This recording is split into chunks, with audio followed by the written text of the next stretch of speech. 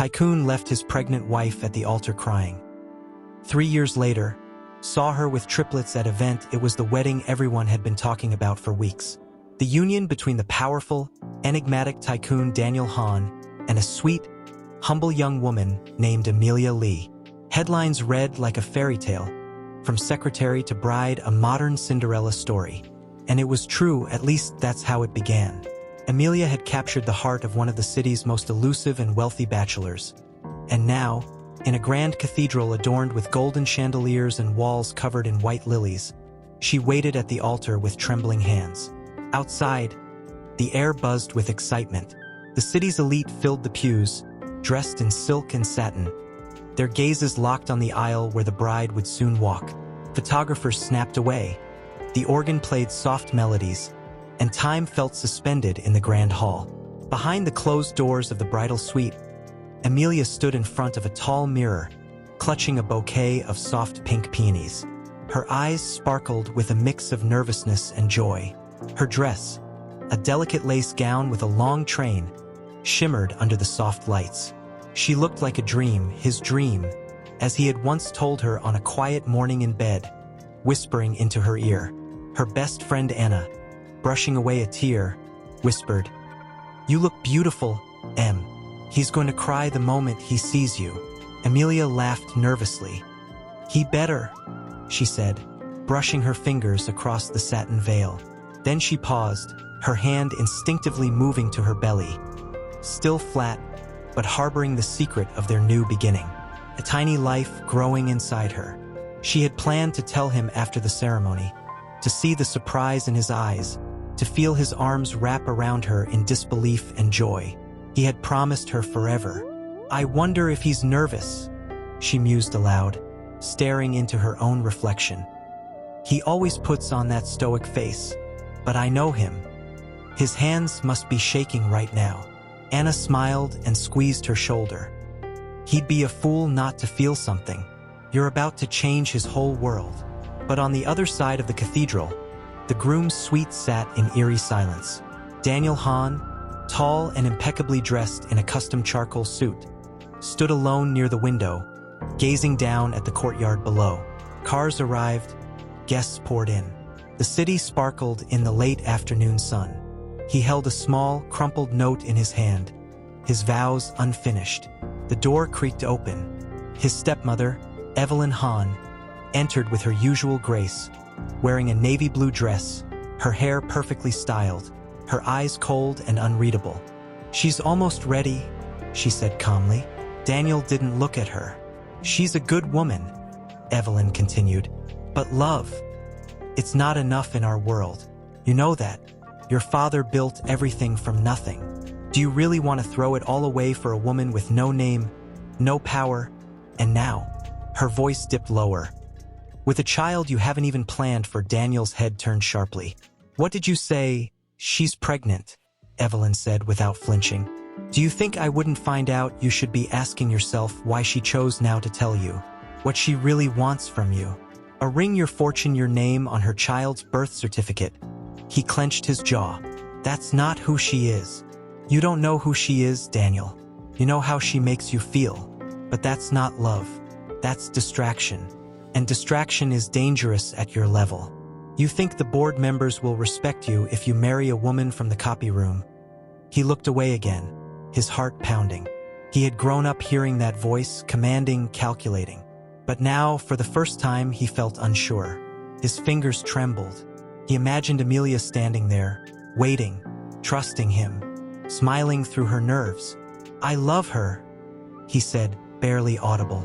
"Then leave her. If your love is real, you'll protect her from this world. From being dragged into something she can't survive. She doesn't belong in it. And you know that." He closed his eyes. Evelyn's words carved deep. He saw his father's legacy, the empire on his shoulders, the press, the boardroom, the betrayals that came with power. Could Amelia survive that storm? He stood there, torn between the life he built and the life he dreamed of. Then, without another word, Daniel turned toward the door. Not to go to the altar, but to walk away. Back at the cathedral, the music changed. The guests turned their heads. The heavy doors opened, and Amelia stepped into view. All eyes were on her, but her eyes searched only for one man. Her smile, radiant and fragile, slowly began to fade. The aisle stretched endlessly before her. She walked, each step feeling heavier, and still she couldn't see him.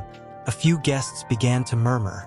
At the altar, only the officiant stood waiting, awkwardly clearing his throat.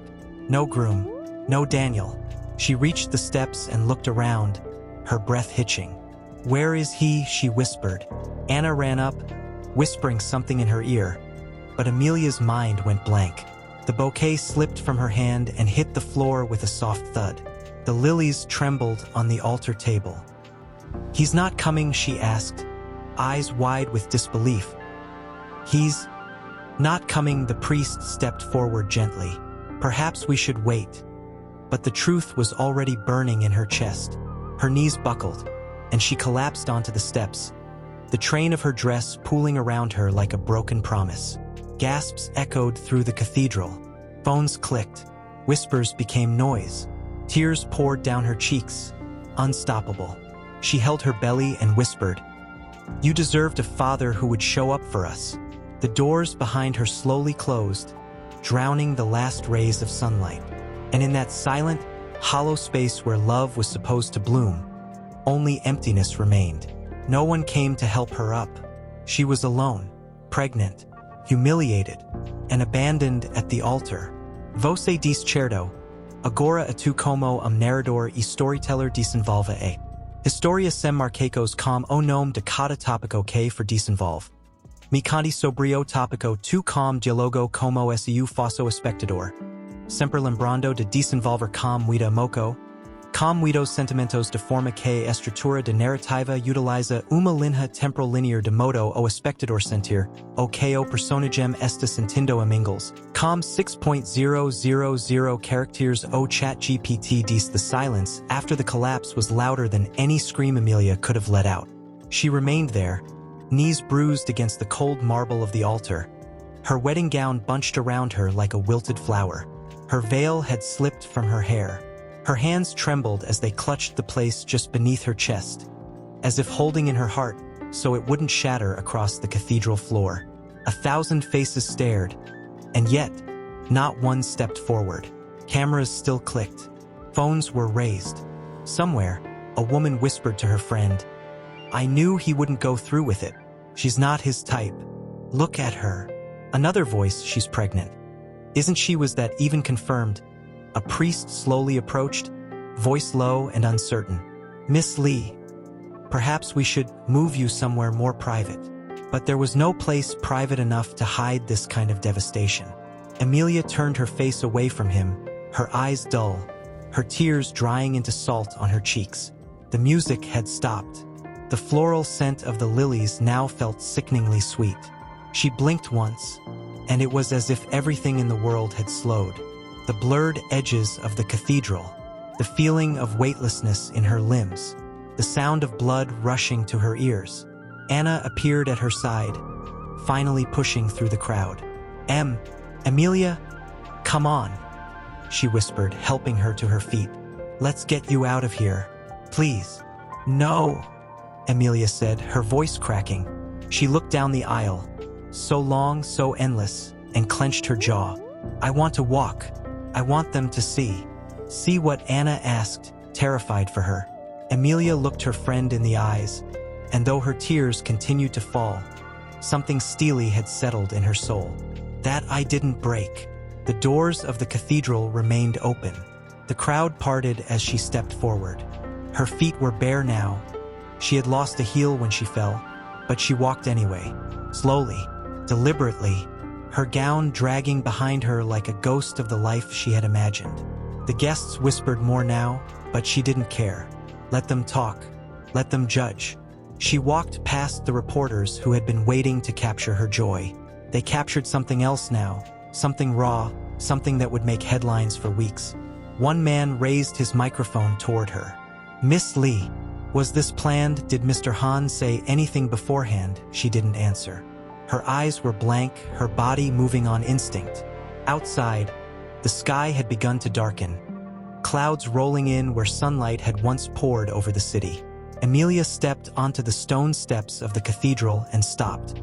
Behind her, the sound of guests exiting began to rise, but ahead, only silence. A gust of wind swept her veil down the stairs. She let it go. Anna gently touched her arm again. Come with me, please. Let's go somewhere safe. Amelia turned to her. There is no safe place, she whispered. Not anymore. She let herself be led to the car. As the door closed behind her, the noise faded. And then, finally, she allowed herself to cry. Not the elegant tears of a bride holding back emotion. No, these were raw, broken sobs. The kind that came from a soul that had been cracked open. In the back seat, she doubled over. Why, she choked out. Why would he do this to me? Anna held her tightly, brushing the sweat-damp hair from her friend's face. He's a coward, Amelia.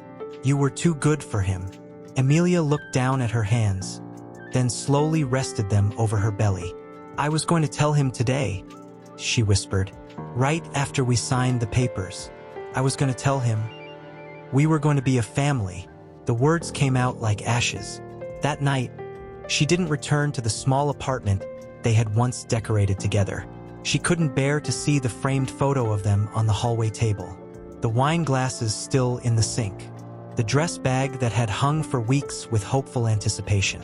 She went instead to Anna's home, where she curled up on the guest room bed, still wearing her wedding dress, the fabric now wrinkled and stained with sorrow. She stared at the ceiling for hours, unable to sleep, unable to move. In the early hours of the morning, the city asleep and the sky still cloaked in shadow, she whispered to herself, you have to survive this. For them. It was the first time she acknowledged them aloud. The tiny heartbeats within her. The lives she would now raise alone. She reached for her phone. There were no messages from Daniel. No missed calls. Only a single notification, a news article. Tycoon groom abandons bride at altar. Public humiliation for expectant fiancé. The headline hit like a punch. Her name, her photo, her pain made public. Mocked, speculated upon. Amelia dropped the phone and buried her face into the pillow. The sobs came again. The next morning, she was gone. No one knew where she went. Not even Anna. She left behind the dress, the ring, the city. She erased herself from the narrative. While reporters camped outside her old apartment for days, eager for another quote, another tearful appearance, Amelia was already miles away. A bus ride, a train, a small town with no gossip magazines and no interest in billionaire scandals. There, she rented a small room with creaky floors and peeling wallpaper. She got a job teaching children how to read and planted flowers in the window boxes every Sunday morning. And every night, she whispered stories to the life inside her, promising they'd never feel the sting of abandonment the way she had. She named them before they were born. She gave them her last name. She held each of them in her arms with shaking strength, sobbing with both joy and fear. Triplets, 3 miracles born from one ruined day.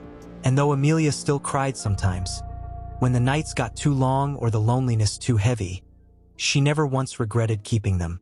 Because in the silence that followed the cruelty of that altar, something else bloomed, the unbreakable love of a mother for her children. 3 pairs of tiny feet stomped through the grass. 3 voices called out to each other. 3 lives, vibrant, loud, full of questions. Mommy, Jay took my rock, little Noah shouted, holding up a flower like it was proof of a crime. I didn't. That was mine. He just wants it because it's shiny. Jay shot back, sticking out his tongue. I didn't do anything, whispered Luna, the quietest of the 3, already lost again in the world of butterflies and dreams. Amelia stepped outside, wiping her hands on her apron. The sun was warm, the breeze kind. All right, enough, she said gently, kneeling down to their height. Let's make a deal. Whoever helps me set the table first gets the last piece of honey cake. Their eyes lit up and suddenly the rock war was forgotten. The boys raced inside, shouting over each other. Luna lingered behind, slipping her hand into Amelia's. Are you happy today, Mommy? She asked softly. tilting her head. Amelia looked down, surprised. "Why would you ask that, sweetheart?" "I just felt it," Luna said, tapping her chest. "Right here." Amelia felt her throat tighten. She bent down and kissed her daughter's forehead. "Yes, today, I'm happy." But the truth was more complicated. Happiness had been something Amelia had rebuilt piece by piece. Not the bright, giddy happiness of her youth, no. This was quieter, worn in, like the sweater she wrapped around herself on cold nights. Safe, but never whole. Because the truth was, even now, she sometimes saw his face in Noah's sleepy smile, in the way Jay arched one brow when he was curious, in the cold determination in Luna's silence. Daniel, she hadn't spoken his name aloud in years, but it still lived in her bones. There were nights she'd lie awake, remembering the first time they met. It was nothing like the magazines said. There were no roses, no sudden romance, just fluorescent office lights and exhaustion. It had been raining. She was late, her shoes soaked, her bag slipping off her shoulder as she dashed into the sleek glass building where she worked as a junior assistant. The elevator was closing, and she had shouted, "Wait!" A hand reached out, stopping the doors just in time. She stumbled in, out of breath, embarrassed. "Thanks," she mumbled, pushing her wet hair behind her ears. He didn't say anything, just stood there, tall, composed, staring straight ahead. Armani suit, clean-shaven, cold. She had no idea who he was then. She didn't recognize the heir to Han Global Industries. Not until her supervisor came in later that day, shaking, and whispered, "You were in the elevator with him." She thought nothing of it. But then he started appearing more often. Once, in the break room while she was heating up instant noodles. He asked, "Do you always eat like that?" She blinked, unsure if it was criticism. "Only on special occasions," she replied, sarcasm slipping out before she could stop herself. He smirked, just barely. Bold. And just like that, the ice began to crack. It wasn't romantic at first. It was quiet. A shared silence in the elevator. A nod in the hallway. Then one evening, she stayed late, and he found her asleep at her desk, face resting on spreadsheets. He didn't wake her, just left a post-it note on her monitor, "You're working too hard. Go home." She kept it. And one day, out of nowhere, he asked, "Have you ever been to the ocean?" She said no. So he drove her there that night. They didn't kiss, didn't even hold hands, just sat on the hood of his car, watching the waves crash against the rocks, her head resting lightly on his shoulder. "Why did you bring me here?" she asked. "I wanted to feel something real," he said. Back then, he was trying to escape. From the boardrooms, from the whispers, from the weight of a legacy that had never been his choice. She didn't judge. She didn't ask for anything. And he gave her everything he could. They began to fall into something that wasn't quite love. Not yet. But it was warm and sacred. And when he kissed her for the first time, in her tiny apartment with broken tiles and a dripping faucet, he said, "I don't want to leave." She smiled, touched his cheek, and whispered, "Then stay." He did. For a time, he brought her breakfast in bed on Sundays. He learned to make ramen the way she liked. He told her his fears, that he'd never be enough, that he didn't know what love really was. "You're learning," she'd say, resting her hand over his chest. "Your heart knows the way, even if your mind doesn't." But now, years later, as she watched her children fall asleep, Amelia couldn't help but wonder, had it all been a lie? Had he ever intended to stay? She remembered the note she left behind when she disappeared. "Don't come looking. We're better off without you." He never did. And yet, sometimes, in the deep hush of night, she thought she saw headlights outside the window, imagined the creak of the gate, a tall figure in the doorway, but it was always just the wind. She tucked the children into bed that night, one by one. Each had a way of curling into sleep that made her heart ache. She leaned against the doorframe, watching them, her chest rising and falling with memories. Once, Daniel had held her like that, softly, protectively, as if she were something precious. She wondered if he remembered it now, if he regretted the silence. Because she did. She regretted not asking why he left, why he didn't even say goodbye. But regret wouldn't raise her children.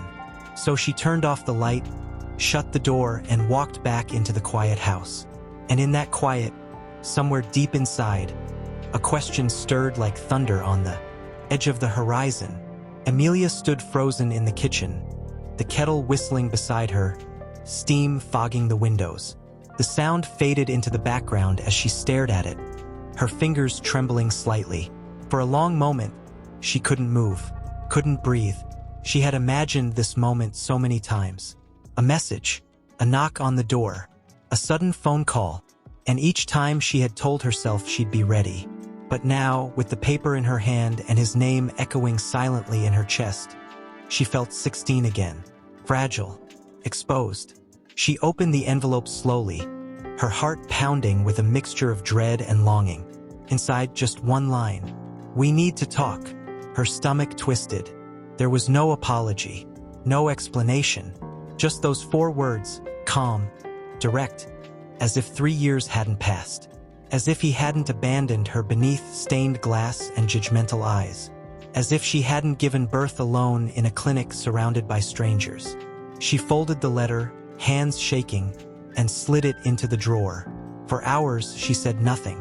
That night, she didn't sleep.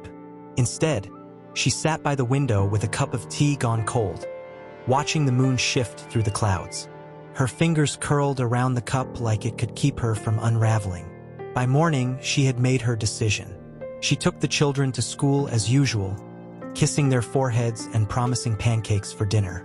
Then she walked the long road toward town, past the hills, past the little bakery, past the bookstore where Mrs. Hahn sat reading the same novel every day. And there, in front of her, parked by the sidewalk, was the black luxury car she hadn't seen since the day he left her. She stopped. The back door opened. He stepped out slowly, dressed in tailored gray, his coat billowing slightly in the breeze. His hair was shorter now, darker, but those eyes, those same cold, unreadable eyes, met hers with something that looked a little too much like regret. "Amelia," he said softly. She stared at him for a long time. "You shouldn't be here." "I know. I meant what I wrote," she said, her voice colder than she expected. "We're better off without you." He flinched slightly but didn't step back. "Please, just a few minutes. That's all I'm asking." She turned. "No, I didn't know she told you." That made her stop, her back still to him. She whispered, "What are you talking about?" "My stepmother," he said quietly. "She came to you before the wedding, didn't she?" Amelia slowly turned to face him. Her voice came low and firm. "Yes," he exhaled, pain flickering across his expression. "She told me I was ruining your life," Amelia continued, "that I was nothing but a burden, that if I loved you, I'd let you go." He took a step forward, but she held up her hand. "And I did," she said, voice breaking. "I let you go, Daniel, and you didn't come after me. Not then. Not when I cried on the altar. Not when the tabloids devoured me. Not when I gave birth alone and nearly died. His voice cracked. "I was told you left the country, that you took money and disappeared, that you didn't want to be found." She laughed bitterly. "Of course that's what she told you." He looked away, ashamed. "You believed her," she said, softer now. "You believed her over me." "I didn't know what to believe," he admitted. "Everything felt like it was falling apart. The board threatened to strip me of my position. She said you'd used the pregnancy to trap me." Her hand trembled at her side. "You stood there," she interrupted, tears welling in her eyes, "and let me be humiliated, pregnant, alone. And instead of calling me, you let someone else decide who I was." "I was scared," he said, voice barely audible. She stared at him, incredulous. "You," she whispered. "You were scared," he said nothing. His silence spoke volumes. "I wasn't," she continued, her voice quivering now, louder, rawer. "I wasn't scared when I signed my name on hospital papers alone, when I woke up in pain and no one was there. I wasn't scared when I walked into that tiny apartment with 3 crying babies and no crib and no money. I wasn't scared when I sold my piano, or when I took night shifts cleaning bathrooms. He looked like he wanted to say something, to stop her, but he didn't. I was angry, I was broken, but I wasn't scared, because I didn't have that luxury, Daniel. He stepped forward again, slower this time, like approaching something sacred. I came to make it right. She stared at him, eyes glassy. You can't, she whispered. Some things don't get fixed. Some things, they stay broken. He nodded slowly. Then let me at least see them. The children, please. Her lips parted.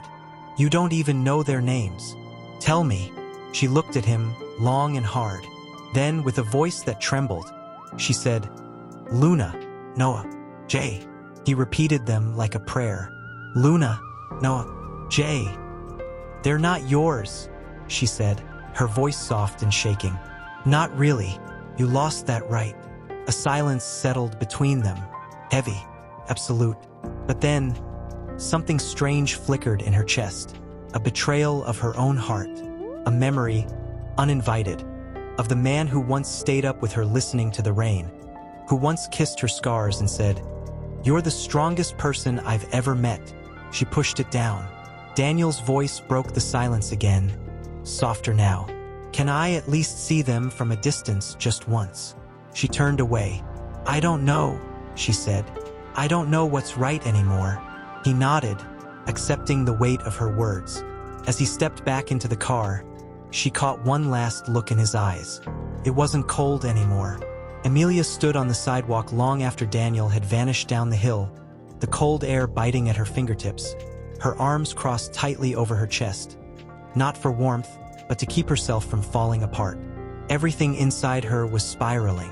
That hollow ache she thought time had healed was back, scraping at her ribs like broken glass. Her heart beat loudly in her ears. For 3 years, she had convinced herself he didn't care, that he had abandoned her willingly, maybe even cruelly. But now there was this crack in her certainty. And cracks let things in: memories, confusion, doubt. She hated it. Back home, the kids were drawing on the kitchen table when she stepped inside. The air was thick with the smell of crayon wax and cinnamon. Jay looked up first, his eyes narrowing. Mommy, why are your eyes red? He asked. Noah immediately abandoned his drawing and ran to her side. Did someone make you sad? Luna, always watching from the quiet, simply said, You saw him. The words hit Amelia like a punch to the stomach. She looked at her daughter in stunned silence. How do you know that? She asked, crouching down. Luna's small fingers touched Amelia's face. Because I felt your heart was loud again. Tears blurred her vision, but she refused to let them fall. Not in front of them. Not now. Come on, she whispered, gathering them close. Let's go make those pancakes I promised. That night, once the children were asleep and the house had gone still again, Amelia sat at the foot of her bed, staring at the moonlight spilling across the floor. And then, for the first time since he left her at the altar, she allowed herself to remember the moment he chose to walk away. It hadn't been an explosion. It hadn't been a screaming match. There were no final words, just absence. A silence so complete, it swallowed her whole. The morning of their wedding, Daniel had kissed her forehead and whispered, I'll be waiting for you at the end of the aisle. But she waited, and he didn't come. And then came Evelyn. Amelia hadn't even had time to process her betrayal before the older woman had slipped into the bridal suite like a shadow. You need to let him go, Evelyn had said, her voice like cold marble. If you love him at all, truly, you'll walk away before you ruin everything. Amelia had stood there, stunned. He loves me. He chose me. We're having a child. Evelyn cut her off with a sharp look. Yes, a child. A very convenient child.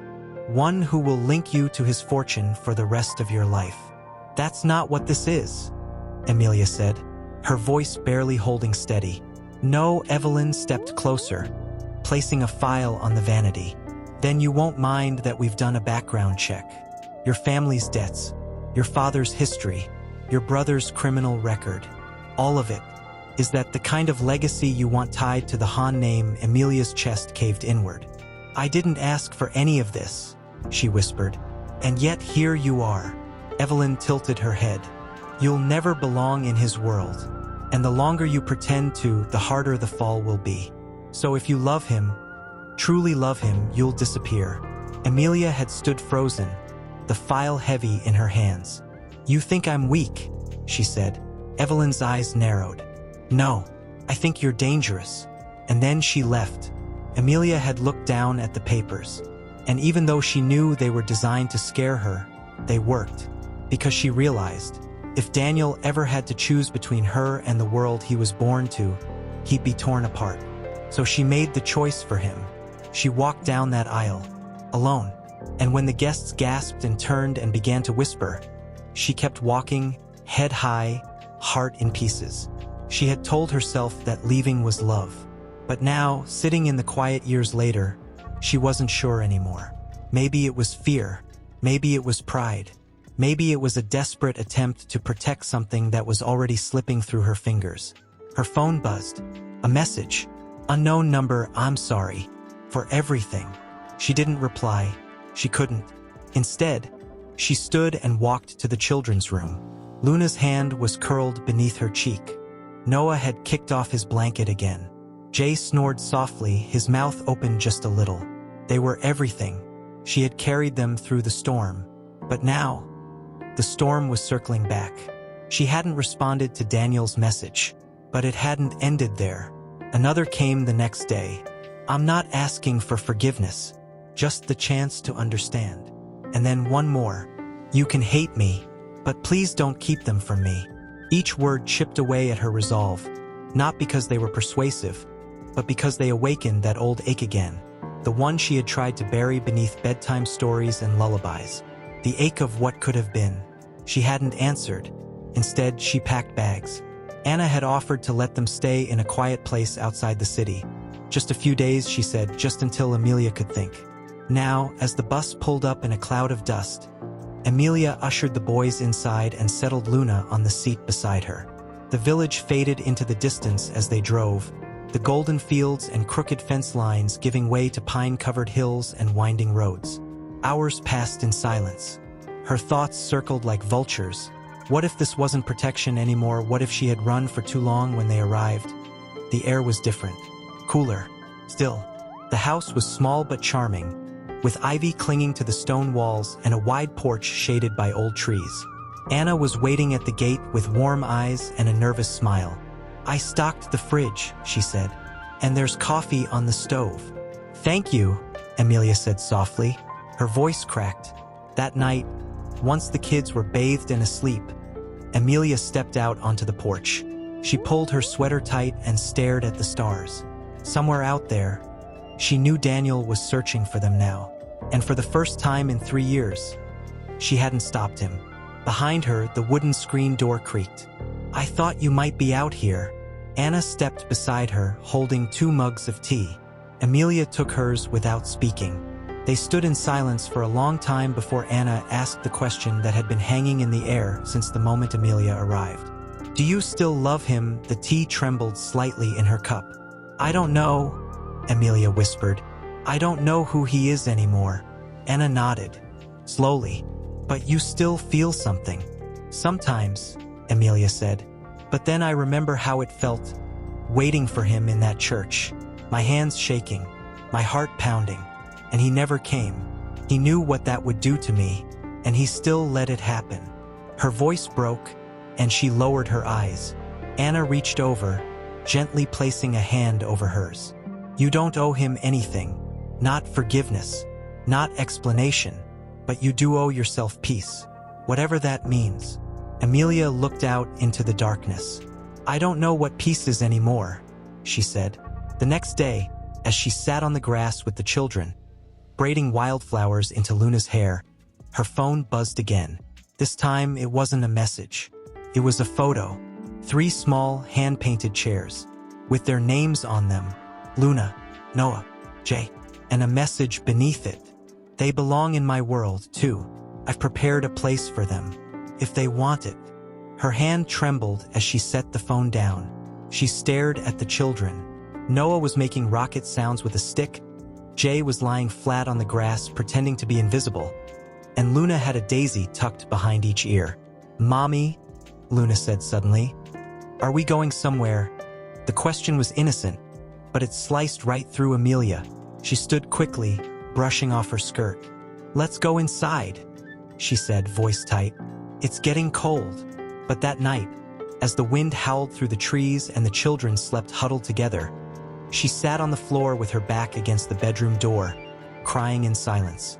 She didn't know where to go anymore. She had run so far for so long, and now the past had found her again. Only this time it wasn't knocking. It was sitting patiently, waiting for her to open the door. She picked up the phone, typed a message, paused, deleted it, typed again. "You can see them, one time, but they don't know who you are. And I'm not doing this for you. I'm doing it for them." She hesitated, then hit send. The reply came seconds later. "Thank you." The screen dimmed, but her pulse didn't slow. The weight of that decision hung over her all night. And even as morning crept in with the sounds of birds and the smell of coffee from Anna's kitchen, Amelia didn't feel relief, only dread. What would she tell the children? Would they recognize him? Would he recognize them? And worst of all, what if they liked him? What if they needed him? What if, deep down, so did she? She pressed her hands against her chest and closed her eyes, whispering a single plea to the silence around her. "Please, don't let him break us again." But the wind gave no answer. Amelia stood in front of the grand marble steps of the Valeria International, the venue where tonight's charity gala was being held. An event that only the highest echelons of power and money ever received invitations to. She had no intention of coming. No desire to return to that glittering world that had once swallowed her whole. But Daniel had insisted, not in words but in gesture. A private car had arrived that morning, with formal invitations for the Lee family. 3 cards, each with her children's names written in gold calligraphy. At first, she had crumpled them up, thrown them into the trash. But hours later, she found herself retrieving them with trembling fingers. "What is this place?" Jay whispered as they walked toward the entrance, his eyes wide at the glowing chandeliers spilling golden light onto the street. "Is it a palace?" Noah added, pressing his nose against the window. Luna, silent as ever, clung to Amelia's hand, her eyes scanning every face they passed. "Stay close," Amelia whispered. "We're not here for long." Inside, the air shimmered with perfume and money. Soft jazz played in the background. Waiters in black ties floated by with glasses of champagne balanced perfectly on silver trays. Eyes turned toward them the moment they stepped through the glass doors. 3 children in matching navy coats. A woman in a simple but elegant dress, her chin lifted, her gaze unreadable. She didn't belong there, and everyone knew it. She ignored the stares. Her heart pounded in her chest as she led the children through the main hall, searching for a place they could sit quietly, observe, and leave. And then she saw him, standing at the far end of the room, beneath the soft glow of a crystal chandelier. Daniel looked like something out of another life. His posture was calm, collected, but when his eyes met hers across the crowd, everything shifted. His breath visibly caught. Amelia paused, feeling Luna tug at her hand. "Is that the man from the photo?" her daughter asked softly. Amelia couldn't speak. She only nodded. Daniel began walking toward them, slow, deliberate steps across the marble floor. His eyes never left hers. When he reached them, he knelt, not in a performance, not in drama, but like someone overwhelmed. His voice, when he spoke, was barely a whisper. "Hello." The boys stared at him with cautious curiosity. Luna tilted her head, her brows knitting. "You're really tall," Noah said bluntly. Daniel gave a soft, surprised laugh. "I've been told that before." "Why are you looking at us like that?" Jay asked, stepping slightly in front of Luna, instinctively protective. Daniel's throat bobbed as he swallowed. I'm sorry. I wasn't expecting how much you'd all look like." He glanced at Amelia, then back at them. "Like people I've dreamed about." Luna stepped forward. "Are you sad?" He looked at her. "Yes." "Why?" Daniel paused. "Because I've missed too much." Jay frowned.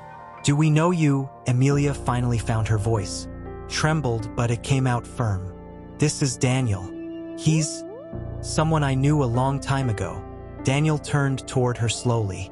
"Amelia, don't," she whispered sharply. "This isn't about us. It's about them." He nodded, eyes stinging. "Then let me have this. Just for tonight." She hesitated, then gave the smallest nod. For the next hour, she watched from a distance as her children cautiously began to open up. Daniel sat with them on the steps of the indoor garden terrace. He showed them how to fold napkins into animals. He told them a story about getting stuck in an elevator once as a boy. He let them poke at his cufflinks, answered every question they threw at him. He laughed. He listened. And for the first time in years, Amelia saw a man stripped of pride. At one point, she looked away, just for a second. And when she looked back, Luna had climbed into Daniel's lap and fallen asleep against his chest. His hand trembled as he held her, eyes closed. He didn't speak. He didn't move, just held her, as if she were made of glass. Amelia stepped outside into the cold, her chest rising and falling in uneven breaths. She leaned against the stone pillar, her head tilted back, trying not to cry. A moment later, she heard his voice behind her. "I didn't deserve tonight." She didn't turn. "No," she said. "You didn't." He stepped closer. "But I'm glad it happened." She clenched her fists. "Don't do this. I'm not trying to take them from you," he said gently. "I just want to know them, to be there, however you'll allow it." She turned slowly, her face shadowed in moonlight. "You had your chance," she said. "You walked away. You broke me. You don't just get to come back and rewrite the past." "I know," he whispered. "I know I can't fix what I did. But I swear to you, Amelia, if you give me a piece of this life, I'll never let it go again." She looked at him for a long time, and finally, through clenched teeth, she said, "They're not yours to claim." Daniel lowered his head. "Then I'll earn them." She didn't reply. She walked back inside, gathered her children gently, and left without another word. But something in her chest wouldn't stop trembling. Because no matter how much she wanted to hate him, she had seen the way he looked at Luna when she fell asleep in his arms. And that kind of love, it wasn't fake. It was something else, something terrifying, as if she'd known him her whole life. "Are we seeing him again?" Luna asked, her voice barely louder than a breath. Amelia's hand paused mid-stroke. "What makes you ask that?" Luna looked up at her reflection. "Because he looked at us like he already missed us. And people who look like that always come back." Amelia turned her daughter's face gently. "Luna, he's someone from before, from a long time ago. But he's not from before us, is he?" Amelia blinked, stunned. "What? You said before. But we were always there too. Weren't we in your belly?" Luna placed her hand softly over her stomach, mimicking her mother. "Even when he left." Tears stung Amelia's eyes, but she didn't let them fall. "Yes," she whispered. "You were always with me." She kissed Luna's head and forced a smile. "Now go wake your brothers. Pancakes are waiting." As the children ran to the kitchen, Amelia stood frozen for a beat longer, her fingers gripping the edge of the sink. Her chest hurt. It wasn't heartbreak anymore. It was something deeper, a grief that had no name. By late afternoon, a knock came at the door. She hesitated before answering, and when she did, Daniel wasn't standing alone. Behind him stood an older woman with silver hair, her sharp features hidden behind a pair of dark sunglasses. But Amelia recognized her instantly. Evelyn Hahn, the woman who had once looked her in the eyes and told her she would ruin Daniel's life. Amelia's stomach dropped. "What is this?" she asked flatly, her voice cold as winter. Daniel looked pained. "She asked to speak with you, just once." Evelyn removed her glasses slowly, revealing eyes older, wearier than Amelia remembered. But there was no arrogance in them now. "I owe you an apology," she said. Amelia let out a bitter laugh. "You're 3 years late." "I know," Evelyn replied quietly. "And I wouldn't blame you if you shut this door right now. But I need you to hear the truth." Amelia crossed her arms, jaw tight. "I already know the truth." No. You know the part one made you believe. There was a long pause. Evelyn sighed. I did what I did because I thought I was protecting my stepson. His father's empire. It's filled with wolves. And I thought love made him weak. I saw you, this girl from nowhere, and I thought you would break him. She lowered her gaze. But I was wrong. He broke because you were gone. Daniel's lips were pressed tightly together, his eyes never leaving Amelia's face. I told him you left willingly, that you took a payoff and ran. I forged documents. I lied. Amelia stared at her, stunned. You what? I was afraid of losing control of the family. I thought. Her voice cracked, just barely. If I kept you away, he would go back to being the man I could manage. But he never did. Amelia stepped back, her entire body trembling. All these years, she whispered, you let me believe he didn't care. You let me bleed for him. Daniel stepped forward now, his voice barely above a whisper. I tried to find you, but every lead disappeared. I thought you hated me, that you'd chosen to disappear. Amelia turned to him, eyes blazing with pain. And instead of fighting harder, you just accepted that I was broken, he said. But I never stopped thinking about you. I never stopped wondering if the child was safe. If you were... Her voice rose, sharp and trembling. You let her tell you who I was. You let her destroy us.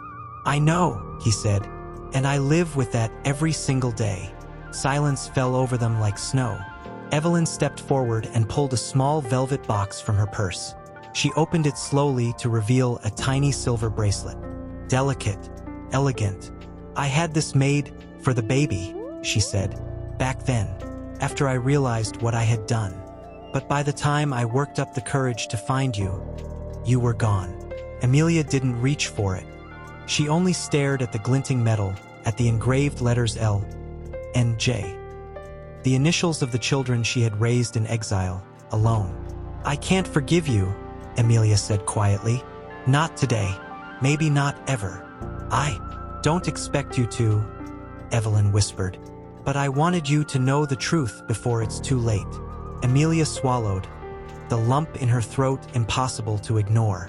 She stepped back inside, not inviting them in, but not closing the door either. Her voice came softer now. You can see them, briefly, but not as some family reunion, not as redemption, just as people. Human beings you left behind. Daniel nodded slowly. Evelyn turned to go, and for a brief second, Amelia thought she saw something real in her expression. Something like sorrow, maybe even shame. When they were gone, she sat on the floor, the bracelet still in the box on the table beside her, untouched. She pressed her forehead to her knees, and for the first time in a long time, she whispered aloud, I don't know if I'm strong enough for this.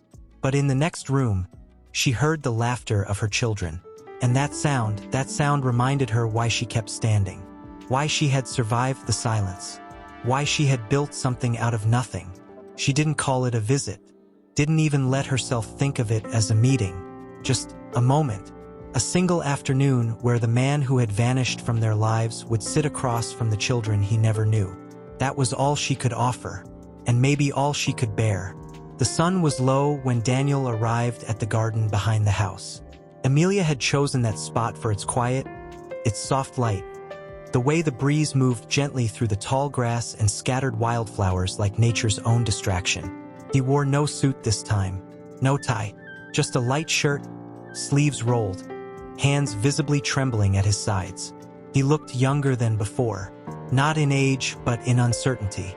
The children were already playing near the tree swing. Noah was trying to build a bridge out of sticks. Jay was hanging upside down on a low branch, humming to himself. Luna was lying in the grass, her arms outstretched like she wanted to feel the sky. They hadn't been told much, only that a visitor was coming. When they saw him, they paused. Noah was the first to speak. It's the tall man again. Amelia knelt beside them. He's here just to talk. You don't have to if you don't want to. Jay tilted his head. Can we ask him stuff? If you want. Luna, still lying on her back, whispered, I remember how he smelled. What? Amelia blinked. He smells like the sea, Luna said. Like your coat did that one time. The blue one you used to cry in. Amelia felt her breath hitch. The children walked over slowly. Not afraid, just curious. Daniel bent down to their level, his smile tight with nerves. "Hi," he said, voice rough. "It's good to see you again." Jay crossed his arms. "Are you a stranger or not?" Daniel blinked. I guess I used to be, but maybe not anymore. Not if you'll let me know you." Noah squinted. "Are you the reason Mommy was sad?" The air went still. Amelia's body tensed, heart racing. Daniel didn't look at her. He looked at Noah and nodded. "Yes," he said quietly. "I think I am." Noah didn't respond. He just sat down, legs crossed, as if that answer was enough for now. Luna walked closer. Her eyes didn't move from his face. "Do you want to be our dad?" Daniel's lips parted, but no words came. "I don't know," Luna continued. "I don't remember having one. Mommy says we were enough." "You are," Daniel said instantly, voice catching. "You always were." Jay tilted his head. "So what do you want?" Then Daniel looked at all three of them. His eyes shimmered. "I want to know you, however you'll let me. Even if it's just like this." Luna sat beside Noah. Jay didn't sit, he crouched like a tiger, playful but alert. There was a silence. Then Noah asked, "Do you like space?" Daniel blinked. "What, like planets? Galaxies?" Daniel gave a small smile. "I love space. When I was little, I used to pretend I was an astronaut." Noah's face lit up. "Me too. I'm building a rocket. Out of cardboard. It's kind of wonky, though." Daniel's voice warmed. "That's how the best ones start." Jay finally dropped to sit. "Can you climb trees?" he challenged. "I haven't in a long time," Daniel laughed softly. "But I used to. I fell once and broke my arm." "That's awesome," Jay whispered with awe. Luna looked at Amelia from across the grass. Her mother stood silently beneath the birch tree, arms wrapped around herself. Luna turned back to Daniel. "Did you love her?" she asked, her voice so soft it felt like it might blow away in the wind. Daniel's eyes went wide, then softer. "I still do," he said. Luna nodded slowly.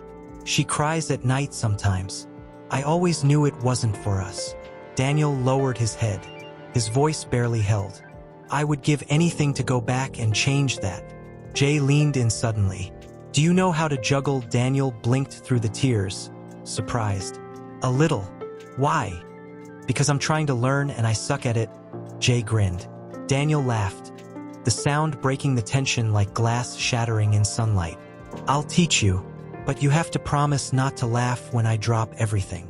"We can't promise that," Noah said immediately. Amelia watched from the tree, her heart wrapped in something tight and raw. She hadn't expected this. She had thought they'd be guarded, angry, silent. But children had a way of seeing only what was right in front of them. And right now, what stood in front of them was a man who wasn't pretending. Daniel glanced up at her once, silently asking. She nodded barely, and he sat on the ground with them, tossed pebbles like juggling balls, missed, laughed, tried again. They laughed with him, again and again, and for the first time she saw it.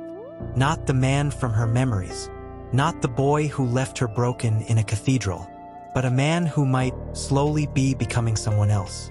Daniel remained seated under the tree, hands resting loosely on his knees, watching as Luna skipped ahead, followed by the boys racing each other back toward the porch.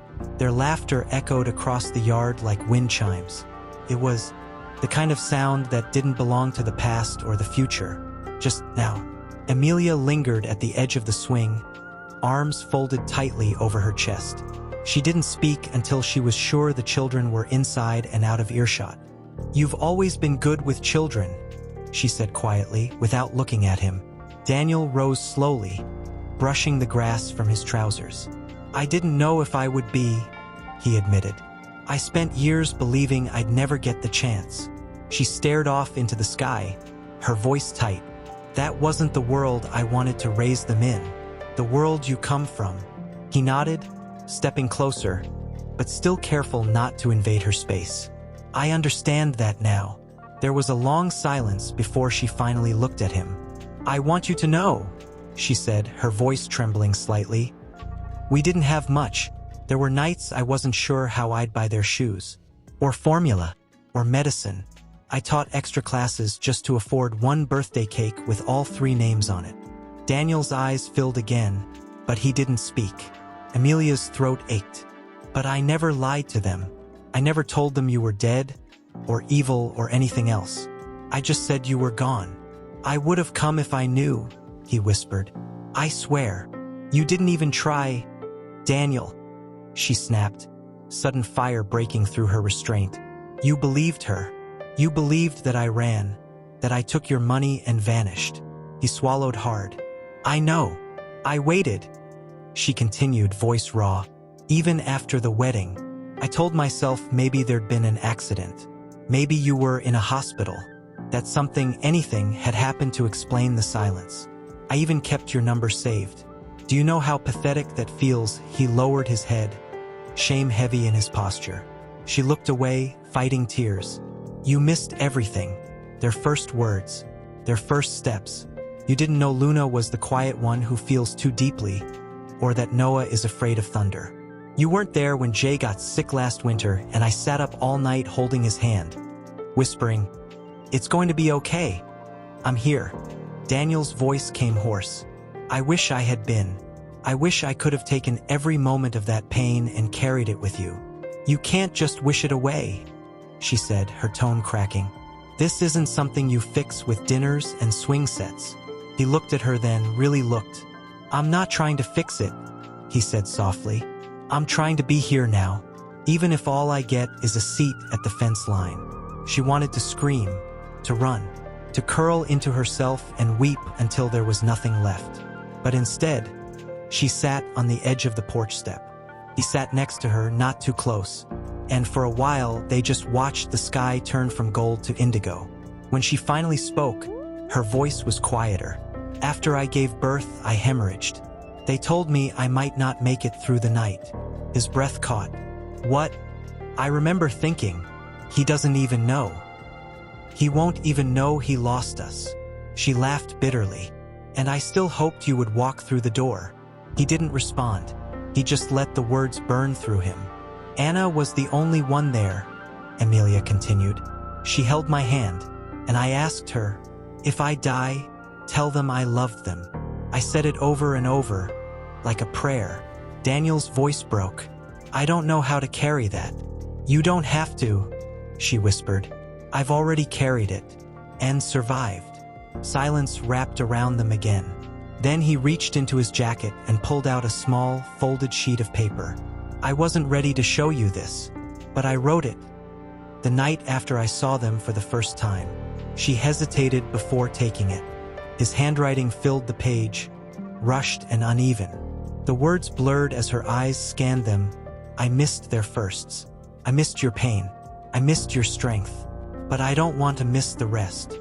I can't ask you to forgive me, but I want to spend the rest of my life becoming someone worthy of the chance. She folded it quietly and didn't say anything. Inside the house, laughter erupted again. Someone had knocked over a glass of milk. Luna squealed. Daniel smiled faintly. They're incredible. They're mine, she said instinctively, then softened. But maybe now they're a little yours too. His breath caught at that.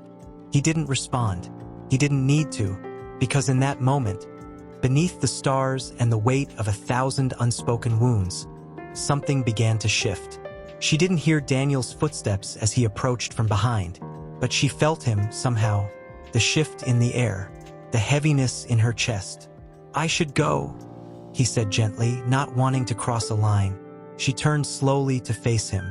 The light above them was dim, golden, casting soft shadows across his face. You stayed long enough, she replied, her voice soft but not cold. More than I ever thought I'd allow. He nodded. Thank you for that. Her eyes scanned him, searching for something, anything, to ground her. You look tired, she said quietly. I haven't really slept since I saw you again, he admitted. Not well, at least. Guilt doesn't rest easily, does it? No, he whispered, almost to himself. It doesn't. Amelia crossed her arms. So, what happens now? Daniel, you come back into their lives, laugh with them a little, teach them to juggle, and then what, you disappear again when the guilt gets too heavy, when your board calls, when someone tells you it's inconvenient. He shook his head instantly. No, I'm not that man anymore. Then who are you? She demanded, stepping closer. Because I don't even know what's real with you. I don't know if I ever did. Daniel looked down, his jaw tight. His voice came slower now, deliberate. Do you remember that night on the rooftop of the old office building, the night we ordered cheap dumplings? And I told you I used to hide in stairwells just to get away from everything. Her brows furrowed. Yes. He looked up, and something broke in his eyes. You were the first person who made me feel like I didn't have to run. Her lips parted, and her breath caught. I've spent my entire life trying to be who everyone expected. He continued, voice shaking. The perfect son, the flawless heir, the emotionless machine. And then I met you, and I saw something I didn't even believe existed anymore. She blinked hard, her throat tightening. I wasn't afraid of you, he said. I was afraid of not being enough for you. Amelia laughed bitterly, folding her arms again. And so you left me, pregnant, alone. You didn't just walk away, Daniel. You ran. He stepped closer, his voice desperate now. I know, and every night since then I've lived with that choice. But if you let me, I'll spend every day showing you that I've changed. And what if you haven't? She whispered. Then I don't deserve you, he replied. Silence filled the hallway between them. She looked down, her voice dropping to almost nothing. Luna asked me last night if it was okay to like you. Daniel's breath hitched. I didn't know what to say, Amelia said, meeting his gaze again. Because part of me wants to protect her from you, from this pain, from the same silence you left me with. But the other part, the part that still remembers you from before, wants to believe that you're telling the truth. He stepped even closer now, just a few feet from her. You don't have to believe me right away, he said. But let me prove it. Let me show up. For them. For you. Over and over, if that's what it takes. She looked away, her shoulders trembling. I don't know how to do this, she admitted. I don't either, he whispered. But I want to learn. With you. She finally met his eyes again, and this time, her own were brimming with unshed tears. You missed so much, Daniel. I know. You weren't there when Luna had nightmares and would scream until she lost her voice. You weren't there when Jay broke his arm and begged for his dad. You weren't there when Noah asked me, why don't we have a dad like the cartoons do? I wasn't, he said, his voice breaking. And I'll never forgive myself for that. But I'm here now, and I'm not leaving again. Tears finally slipped down her cheeks, and she didn't bother to wipe them away. I want to believe you, she whispered. Then let me give you reasons to. She hesitated for a long moment, then nodded, barely. Start by coming tomorrow, after school. Bring them something simple, not toys, not gifts, just your time. Daniel's breath caught. I will. And if you mess this up again, she added, her voice suddenly cold and fierce. You don't just lose me, you lose them forever. I won't, he swore. She stepped aside, opening the door behind her. He walked to the threshold, but turned back once more. Thank you, Amelia, for not closing the door. She looked at him, her voice soft but full of years of strength. The children had just returned from school, their shoes muddy, their backpacks thrown in a messy pile by the door. Amelia stood in the kitchen, slicing apples into neat little wedges, trying to steady the rhythm of her breath. Her hands were precise, her movements practiced, but her heart was chaos. He was late, not by much, 10 minutes, maybe 12, but still her chest ached with each tick of the clock. Was this how it would be every time? The waiting then, the sound of gravel crunching outside. She didn't move to the window. She didn't have to. She knew his footsteps now. The front door opened slowly, carefully, and there he was. Daniel stood in the doorway, dressed simply in jeans and a pale blue shirt, holding something in his hands. A shoebox, light brown, worn edges. His expression was unreadable, but his eyes searched for hers immediately. "I brought something," he said quietly, lifting the box slightly. Noah came barreling from the hallway before Amelia could answer. "Is that for us?" he asked, eyes wide. Daniel crouched and opened the box slowly. Inside were 3 objects. 3 notebooks, one red, one green, one black. Each one had a name carefully written in silver pen across the front. "Luna, Noah, Jay. I used to keep a notebook when I was your age," Daniel said gently. "I wrote down everything. Things I felt. Things I was afraid of. Things I wished I could say out loud." The children stared at the notebooks in awe. "I thought maybe," he continued, his voice tentative, "you might like to do the same. Or draw. Or just have a space that's only yours." Jay picked up the green one, flipping through the pages. "There's nothing in it." Daniel smiled. "That's the best part. You get to fill it." Luna clutched hers tightly to her chest, silent. Noah tilted his head. "Will you read them if we write stuff?" "Only if you want me to," Daniel replied. Jay looked up, curious. "Did you draw in yours?" "A little," Daniel nodded. "But mostly I wrote stories." "What kind?" Noah asked. Daniel thought for a moment. "Mostly stories about a boy who wanted to fly, even though he was scared of heights." Luna looked at him then. Really looked. "Did he ever fly?" Daniel hesitated. "Not until much later. But he did. Eventually." They sat together on the living room rug, the notebooks spread out in front of them like treasure. Amelia stayed near the doorframe, leaning against it, her arms folded. Not guarded, not angry, just watching. Daniel looked up at her once, and she gave him the smallest nod. It was enough. Over the next hour, something began to shift. Daniel didn't rush. He didn't overdo it. He asked questions. He let them lead. When Noah wanted to show him a plastic robot that was missing one leg, he acted like it was made of gold.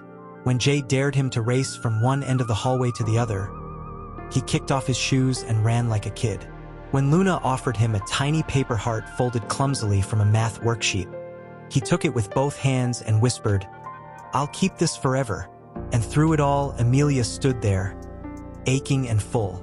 She didn't join them, not yet, but she felt the tremor in her chest slowly ease. After dinner, when the children had run off to build forts from couch cushions and dreams, Daniel remained at the table, hands wrapped around a mug of tea Amelia had placed before him. Neither of them spoke for a long time. Then, softly, he asked, "Was today okay?" Amelia sat down across from him. "They were happy," she said. "That's what matters." He nodded. "And you?" She hesitated. "I don't know yet." He looked down, then reached into his pocket. He pulled out a photo worn at the edges. He placed it gently on the table between them. It was of her, pregnant, sitting beneath a tree, smiling, tired, glowing. Her breath caught. "Where did you get this?" "One of your old co-workers. He had it. Said you gave it to him when you left, to remember you by." Her eyes didn't leave the photo. "I was so scared in that picture." "You looked radiant," he whispered. "I was alone," she said. "I didn't know how to be a mother. I didn't know if I could do it without hating you." He swallowed. "Did you hate you?" He nodded. She looked up at him, her gaze sharp but no longer cruel. "I tried," she said. "I really tried." Daniel's hands trembled on the mug. "I don't know what I'm doing," he admitted. "I feel like every step forward, I'm walking blind." "Good," Amelia said softly. "Now you know what it's like." He met her eyes, something breaking open in his expression. "I don't want to be a stranger anymore." She nodded slowly. "Then don't be." And for the first time, it didn't feel like a wall between them. Felt like a door, slightly open. Daniel came by every afternoon after school. Never uninvited, never too early. He'd wait by the garden gate with a book in hand, or a new story to tell, and the children, in their ever-changing moods, would either rush into his arms or greet him with playful suspicion. But slowly, something began to grow between them. Something real. It was Wednesday when Amelia first noticed the shift. She was folding laundry in the living room, distracted by the sound of giggles from the hallway. Curious, she leaned slightly, just enough to catch sight of Jay crouched beside the couch, finger pressed to his lips. "Shoo," he whispered dramatically. "He's almost here." Daniel's voice echoed down the hall. "I'm counting to 5. Then I unleashed the tickle monster." Jay squealed and darted behind the armchair. "Abort mission. He's evolving." Luna peeked around the corner, her notebook clutched to her chest. She wasn't part of the game, but she was watching, her eyes steady, like she was studying something sacred. Noah burst from the bedroom, roaring in exaggerated slow motion. "I'm the shield. I protect all citizens." Daniel rounded the corner a second later and stopped in his tracks, laughing breathlessly. Okay, you win today. Truce, truce." All three chorused, collapsing into a pile of limbs and giggles. Amelia stood there, half a folded towel in her hand, her heart swelling and aching all at once. That night, while brushing Luna's hair in silence, the little girl finally asked, "Why doesn't he stay for bedtime?" Amelia paused. "Because bedtime is ours. For now." Luna turned to look at her. "I think he wants to stay." Amelia didn't answer. She simply placed the brush down and kissed her daughter's forehead. "Close your eyes now, baby." But the question stayed with her. The next day, everything shifted again. Daniel arrived as usual, but instead of a story or a game, he came with something folded in his hands. A paper airplane, worn and hand-drawn with stars and moons and the word Captain Noah on one wing. Noah's eyes lit up. "Is that for me?" Daniel smiled. "Made it myself. It flies crooked, but so did all the best ones I ever made." As they tested it in the garden, Luna quietly walked over to Amelia, who was tending to the herb pots on the porch. "Can I ask something?" she whispered. "Of course." Luna looked at her mother with a seriousness far beyond her years. "Why don't we call him Dad?" The question pierced Amelia like a needle under the skin. Sharp, immediate, impossible to ignore. She crouched slowly, cupping her daughter's face. "Because that word, it means something very big, something very true, and I want you to be the one to decide when or if you ever want to use it." Luna blinked. "He calls us by our names, but not like other grown-ups do. He says them like he's scared they might disappear." Amelia's throat tightened. "Maybe he's afraid he doesn't deserve to say anything more." Luna tilted her head. "Maybe he doesn't, but maybe we need to let him try." That evening, when the kids were putting away their toys, Daniel pulled Amelia aside near the garden gate. He looked nervous, like he was preparing for a storm. "I noticed something today," he said quietly. "What?" "They're starting to lean on me. Not just physically, emotionally." Amelia nodded. "They're opening the door. And I'm terrified," he admitted, "because I keep wondering, what if I let them down again?" "You will," she said without hesitation. "We all do. But now they're old enough to ask why. So the question isn't if you'll let them down. It's how you'll show up after you do." Daniel looked down at his hands. "I've never felt more like a stranger and more like a father at the same time." "Welcome to the contradiction," she whispered. He laughed under his breath. "They're everything, Amelia. I know.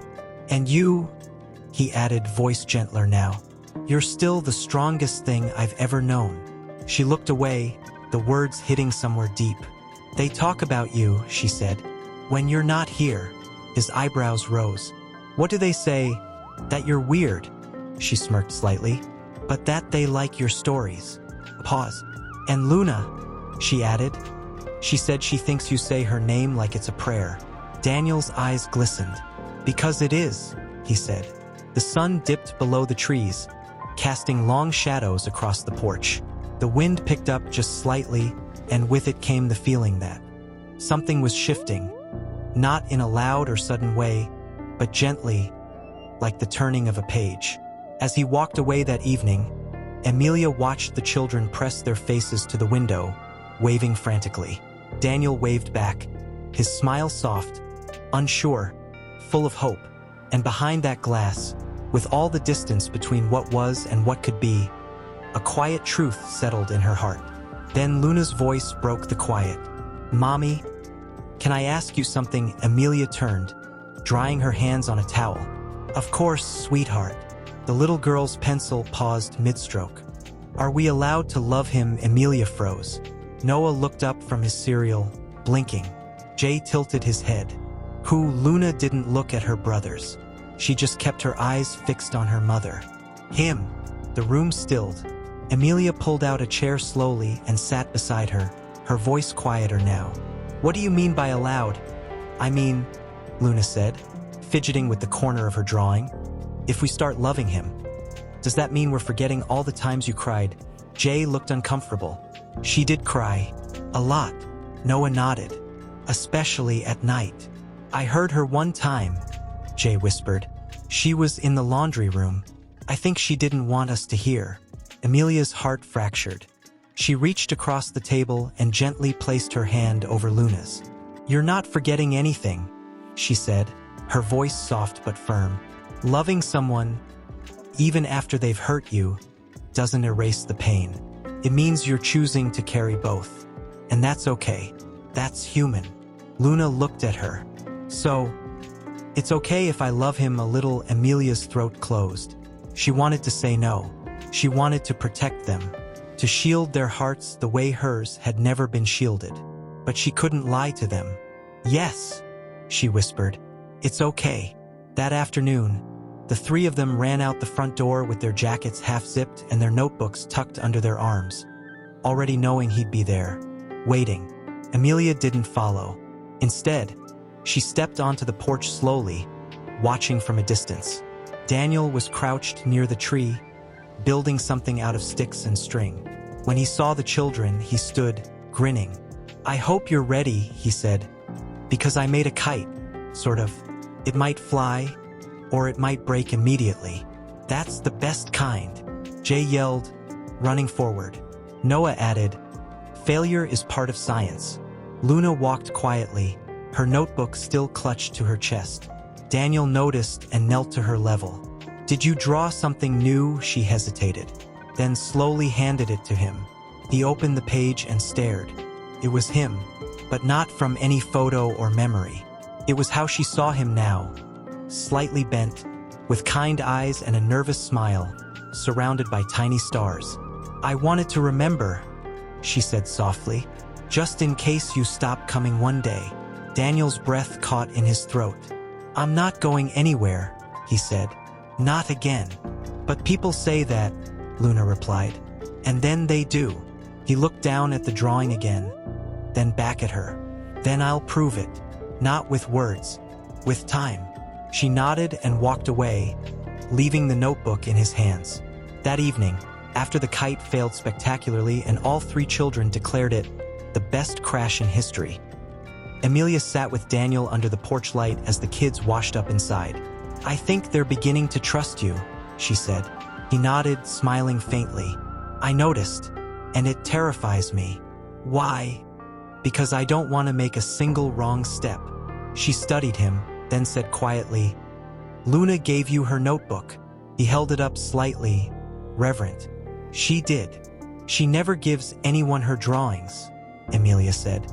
"Not even me. She's afraid of being misunderstood." Daniel opened the cover carefully, running his fingers along the page. "I don't deserve this. Any of it." "You don't," she said plainly. "Not yet." He looked at her, pain in his eyes. "But I want to, every single day." They sat in silence, the porch light flickering above them like it was listening. Then Daniel spoke again, voice lower now. "I've started something." "What kind of something?" "A scholarship fund. For single mothers. For kids who never knew their fathers. It's in your name." She turned to him, startled. "I didn't ask for that." "I know," he said. "It's not for you to thank me. It's for me to stop living only in regret." She stared at him. For the first time, she didn't see the boy who ran, or the man who disappeared. She saw someone trying clumsily to rebuild what he had shattered. Daniel's words from earlier echoed in her mind. "It's not for you to thank me. It's for me to stop living only in regret." He had meant it. She knew that, but it didn't change what had been done. She reached for her phone on the nightstand and opened the photo he had given her days before, the one of her, pregnant and smiling under the old tree. The smile looked so naive now, so full of hope that hadn't known how cruel silence could be. There was a quiet knock at the door. Her heart jumped.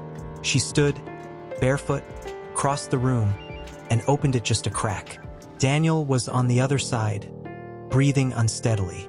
"I'm sorry," he said before she could speak. "I know it's late. Couldn't sleep.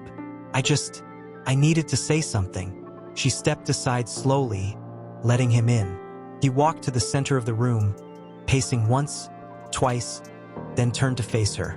"I remember that day," he said, nodding toward the photo on her nightstand. "You were wearing that long white sweater, the one with the tear at the sleeve."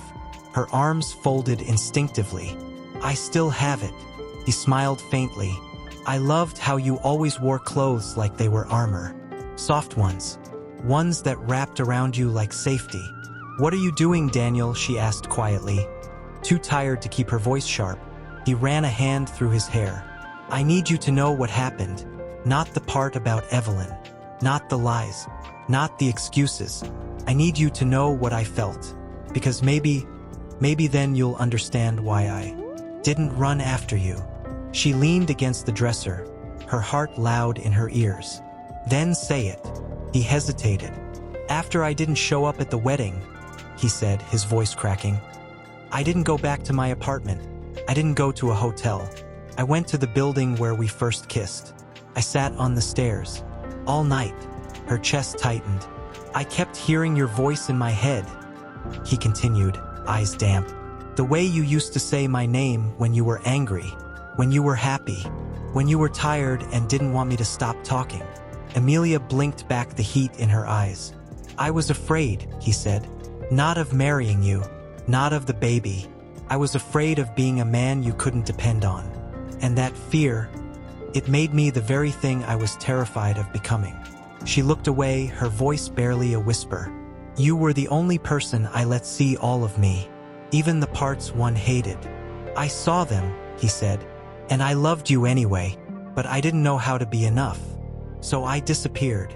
You let me fall," she said, her voice trembling. "You let me break in front of everyone. I know. You left me on the coldest day of my life and never came back. I hated myself for it," he whispered, "but I thought, maybe you were better without me." She walked toward him slowly, pain carved into every word. "Do you know what it's like to give birth alone, to scream into a pillow because no one is there to hold your hand, to hold 3 babies against your chest, and realize they'll never know what a father's voice sounds like?" Daniel's eyes filled, and he took a step closer. "And yet, you raised them with love, with strength, with joy. That's what I see when I look at them. Not what I missed, but what you gave them anyway." Her voice broke. "I was so angry, for so long, but underneath that, I just wanted you to say it, that it was real, that you loved me." He stepped forward, now just inches away. "It was real, every minute, every touch, every time you made me laugh when I forgot how, every time you made me feel like a man, not a machine." Her arms trembled, fists clenched. "Then why wasn't it enough to make you stay?" His voice cracked, raw. "Because I wasn't enough. But I want to be now." She looked at him, every memory rising behind her eyes like waves. And then, without warning, she hit his chest once. Not hard, but with everything she was holding in. Then again, and again. He didn't stop her. He stood there, silent, tears falling freely. And finally, her fists dropped. She collapsed against him, her body shaking, and for the first time in 3 years, he held her. Really held her. His arms wrapped around her like they had never left. Her face buried into his shirt. The scent of him, familiar and foreign all at once. She sobbed, and he whispered into her hair, again and again, "I'm sorry. I'm sorry. I'm so sorry." It wasn't forgiveness. Not yet. But it was grief finally allowed to breathe. Then, on Friday morning, Amelia walked into the kitchen and found the envelope.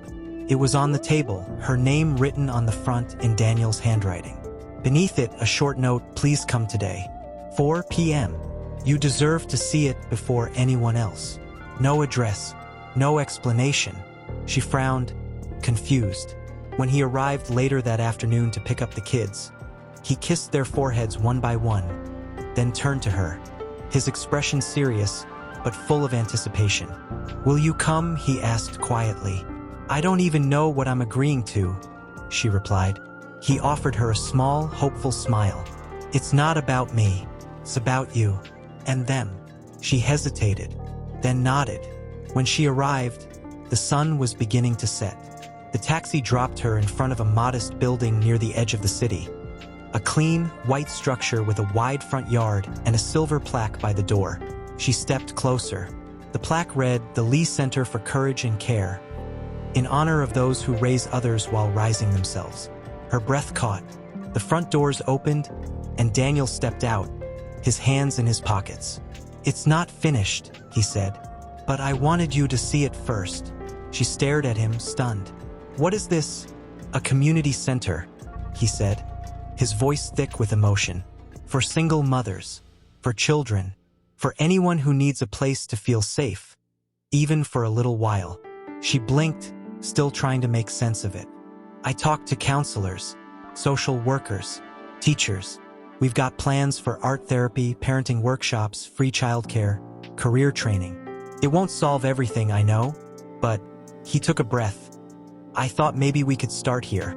"We," she echoed, her voice unsteady. "I want it to be yours as much as mine," he said. "The things you lived through, no one should face that alone. I didn't show up when I should have, but I can show up now, for others, because of you."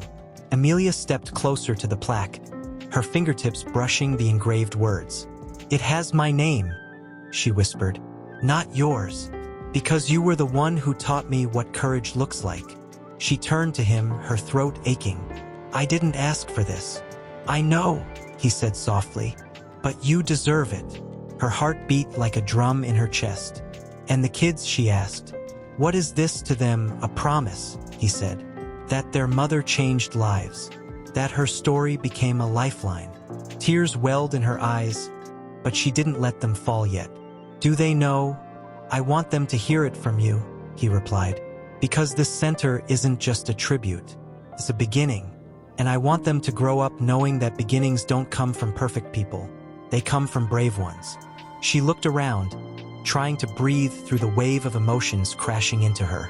There was a mural on the side of the building. Bright, messy colors forming the image of a mother holding 3 children in her arms, standing beneath a sky full of stars. No faces, just shadows and light. "I didn't think you'd do something like this," she whispered. "I didn't either," he said. "Not until I lost everything that mattered, and then learned what it meant to earn it back." She finally turned to face him fully. Her voice broke as she said, This is the first thing you've done that doesn't feel like it's about redemption." He stepped closer. "It's not. It's about gratitude." She stared at him, vulnerable in a way she hadn't allowed herself to be in years. "What happens next, Daniel?" He took her hands gently. "I don't know," he said honestly, "but I'll keep showing up, even if it's only ever from the sidelines. I'll be there." A long silence stretched between them, and then, her voice trembling, she asked, "Can I bring them here tomorrow?" His eyes lit up. "I would love that." She smiled, tears falling freely now. "I want them to know that love doesn't always come easy, but sometimes it still shows up, quietly, honestly, late, maybe, but with both hands open." He pulled her into a soft, careful hug, and for the first time, she didn't pull away. She leaned in, not because she had forgotten the pain. Amelia stood behind them, her heart caught somewhere between awe and fear. The mural gleamed in the morning light, and the building felt different now that they were there, like the moment had finally become real. Noah leaned into her side. "Is this the place from the story you told us?" She nodded. "Yes." Jay pointed at the mural. "Is that us?" She smiled faintly. "It's our story, for everyone to see." Luna didn't speak. Her eyes were fixed on the entrance, unreadable. She clutched her notebook against her chest like a shield. Then the doors opened, and Daniel stepped outside. He didn't wave. He didn't call out. He just smiled gently, warmly, and knelt down at their level. "I'm really glad you're here," he said. Noah took a step forward first. "What's inside?" "Magic," Daniel whispered. "Kind of." Jay laughed. "Like wizards and dragons," Daniel grinned. "More like crayons and courage." The kids ran ahead, curious and eager. All except Luna. She lingered at the steps, her expression still quiet, still watching. Daniel stood beside Amelia now, following her gaze. "She's the one I can't figure out," he said softly. "She's the one who sees everything," Amelia replied. "She'll decide when she's ready." He nodded. "That's fair." Inside, the children ran from room to room. One space filled with paint, another with books, a reading nook shaped like a rocket ship. Volunteers smiled and waved, but didn't hover. This was meant to feel like home, not like charity. In the center room, a long wall had been left blank. A sign above it read "Stories That Made Us." A tray of markers rested on a small table nearby. Daniel turned to them. "Anyone can draw or write here. Something they remember. Something that shaped them. Good or bad." Jay immediately grabbed a marker. "Can I draw a tornado?" Amelia raised an eyebrow. "Why a tornado?" "Because that's how it felt when Luna got sick that one time," he said. "Everything was spinning and loud and we didn't know what to do." Daniel blinked, stunned by the honesty. "Yes, that's exactly what this wall is for."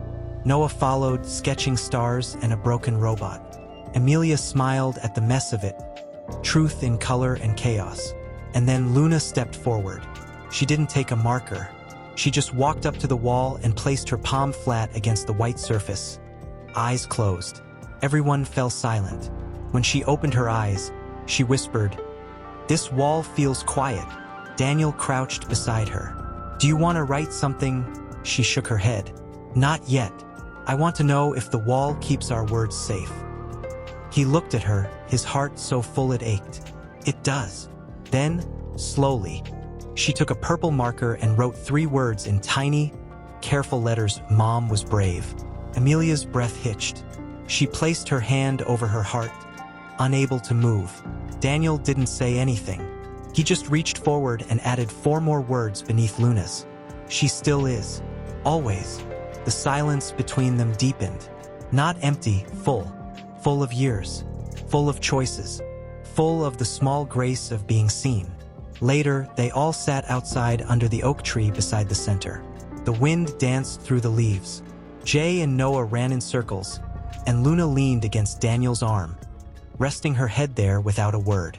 Amelia sat on the bench, watching. "She never did that before," she said quietly. Daniel turned his head. "What leaned on anyone but me?" He looked down at Luna, then back at Amelia. "I won't let her down." "You already did," she said gently. "But you're showing her how someone gets back up." He looked at her, and for a long moment, neither of them said anything. Then he whispered, "I don't know if you'll ever love me again." Her gaze softened, but it didn't waver. "Love isn't the question." He tilted his head. "Then what is trust?" she said. He nodded slowly. "And if I earn it back," she stood, walked over and reached for Luna's hand. He walked Luna to her art class, helped Noah build a volcano for school, sat cross-legged on the floor with Jay for hours building towers of wooden blocks only to knock them down and start again. He didn't ask for a title. He didn't demand space. He simply showed up, every day, until one evening, after dinner, Amelia found herself standing by the kitchen sink, watching him laugh with the kids as they cleaned up cookie crumbs from the living room rug. He wasn't perfect. He still moved cautiously, like he wasn't sure if he was allowed to fully belong. But he tried. He asked questions. He listened more than he spoke. She dried her hands, her heart thudding. Later that night, when the children were asleep and the silence returned, Amelia stepped outside onto the back porch. The wind was cool, the stars soft and quiet above. Daniel was already there, sitting on the edge of the steps, his hands resting on his knees. He turned when he heard the door creak. "Hey!" She joined him without a word. They sat side by side in the dark, the kind of silence that wasn't empty anymore,